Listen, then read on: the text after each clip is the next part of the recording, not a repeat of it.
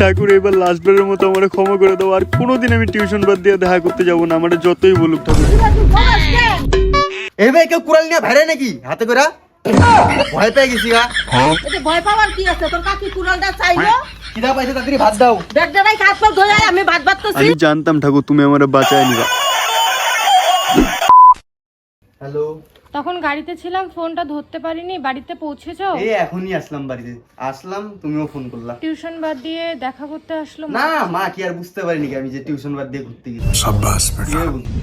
10 minute হয়ে গেল গা, এখনো খাইতে আসে না, কি করে ও? না না এখন খাবো, খায় যাবো। ছি ছি ছি ছি, কোনো লজ্জা শরম নাই।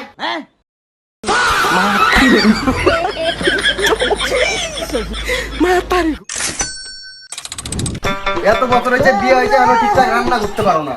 এখন তো আমার হাতে রান্না ভাল লাগবে না, বিয়া কর, বউর হাতে রান্না ভাল লাগবে। আমি কোনোদিন বিয়েই করবো না। হ্যাঁ, কি করে?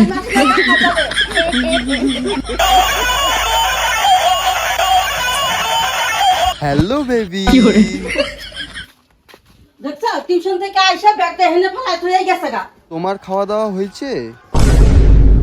কি রে, ব্যাগটা তো হালকা হালকা লাগে কেন?